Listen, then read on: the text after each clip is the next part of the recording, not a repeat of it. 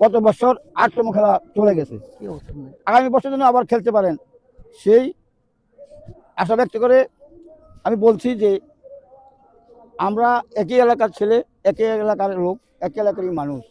আমরা কেউ কাউকে ব্যথা দেবো না, কেউ কার পাও ভাঙে। খেলা এই বছর আসে, আগামীতে চলবে, কিন্তু পাও চলে গেলে আগামীতে আর পাও পাওয়া যাবে না। তো সেই হিসাব করে সুন্দর করে খেলবেন, ভালো একটা খেলা উপহার দিবেন। আমরা এই বছর ডাবল ফ্রিজ কাপ টুর্নামেন্ট ছাড়ছি, কিন্তু আশা করি ইনশাল্লাহ যদি ভালো খেলা আমরা আমাদেরকে উপহার দিতে পারেন, আগামীতে আরও ভালো আশা করতে পারেন আমাদের থেকে ইনশাল্লাহ। তবে মারামারি কিলাকি ঝগড়াঝাটি কোনো কিছু করবেন না। আর রেফারির সিদ্ধান্ত চূড়ান্ত সিদ্ধান্ত, রেফারির সিদ্ধান্ত চূড়ান্ত সিদ্ধান্ত, তার বাইরে কোনো সিদ্ধান্ত নাই। এই সাবেক আমি বক্তব্য শেষ করলাম। আসসালামু আলাইকুম।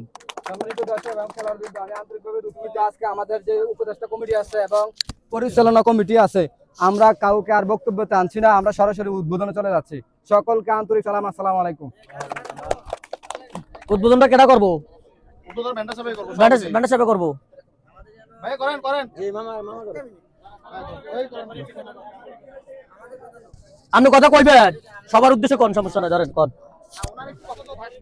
আমি কথাটা বলতে চাইতেছি, আসসালামু আলাইকুম ওয়া রাহমাতুল্লাহি ওয়া বারাকাতুহু।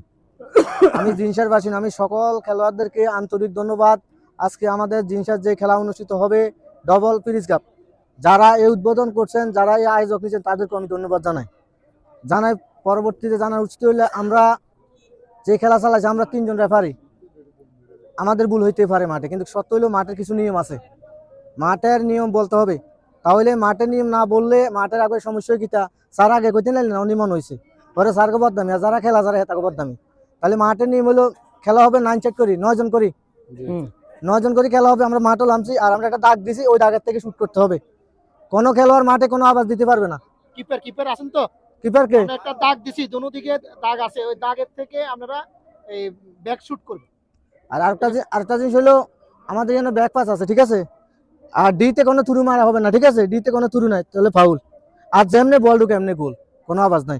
আর কোনো ম্যানে যদি মাঠে বলে গোল হয়েছে মানে ন, সরাসরি লাল কার্ডে হেড উঠে দিব, সে ম্যাজিস্ট্রেট হলে চাইনি মাঠে, কোনো আওয়াজ নাই। খেলা পরিচালনা করে তাদের কাছে যাইয়া অবজেকশন দিব, মাঠে কোনো কিছু বলতে পারবে না, রেফারি অবজেকশন রাখবো না, মাঠে কোনো কথা যে না, মাঠে কোনো কথা না, অবজেকশন যারা খেলা পরিচালনার দায়িত্বে আছে, পরিচালনা কমিটি আছে, কমিটি আছেন, তাদের মাধ্যমে ডোনার এবং খেলা ক্যাপ্টেন্সি যারা স্থগিত আছেন, হইব, তারা আমাদের খেলা সাথে বন্ধ যোগাযোগ হইব, করা। শুরু হইব আপনাদের মাধ্যমে। ঠিক এটা হলো আছে, সিস্টেম। আমি যারা কমিটিতে আমাদেরকে দাওয়াত, আর এখানে কোনো নিয়ম থাকলে যারা খেলা চাচ্ছেন তারা বলতে পারবে। না, আপনাদের আইন কানুন যেটা আছে, আপনারা যে আইন কানুন করবেন এটাই বাস। আপনাদের কোনো নিয়ম আছে?